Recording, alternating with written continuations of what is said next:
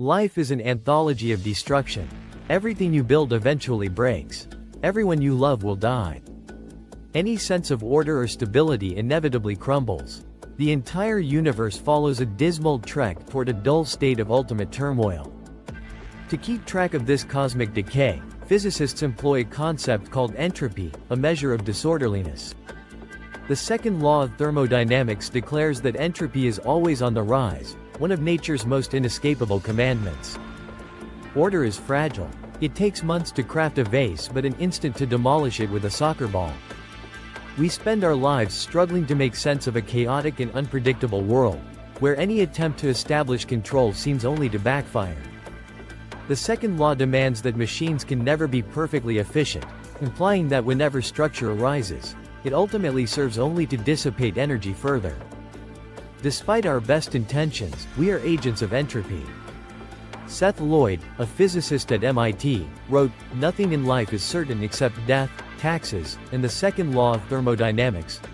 The growth of entropy is deeply entwined with our most basic experiences, accounting for why time runs forward and why the world appears deterministic. But despite its fundamental importance, entropy is perhaps the most divisive concept in physics. Entropy has similar but distinct meanings in everything from physics to information theory to ecology.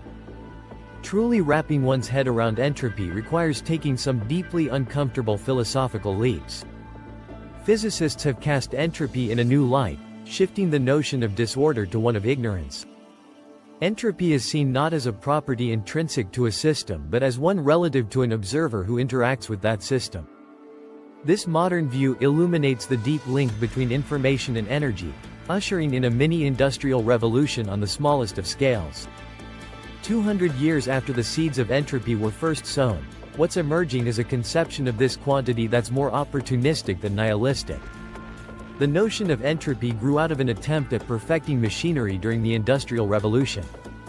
In 1824, Sadi Carnot, a French military engineer, set out to calculate the ultimate efficiency of the steam-powered engine. Carnot's book, Reflections on the Motive Power of Fire, was largely disregarded by the scientific community, but it laid the embers of a new science of thermodynamics. Carnot realized that the steam engine exploits the tendency for heat to flow from hot objects to cold ones.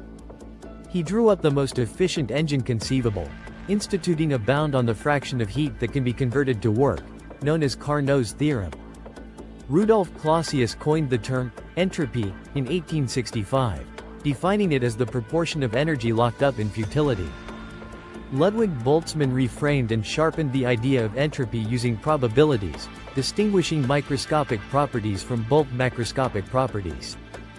Boltzmann defined the entropy of a given macrostate in terms of the number of possible microstates that give rise to it. Entropy can be seen as a measure of disorder, with the second law becoming an intuitive probabilistic statement. The natural tendency for systems to move from low entropy states to high entropy ones seems to be the only thing that reliably imbues the universe with a consistent temporal direction. Entropy engraves an arrow of time for processes that would otherwise just as easily happen in reverse. Claude Shannon, an American mathematician, understood entropy as uncertainty, treating knowledge as a reduction in uncertainty. Shannon's formula for information entropy closely aligned with Boltzmann's formula for thermodynamic entropy. E.T. Jaynes cemented the connection by viewing thermodynamics through the lens of information theory, proposing the principle of maximum entropy. Embrace uncertainty as an opportunity to learn, to sense and deduce, to make better choices, and to capitalize on the motive power of you.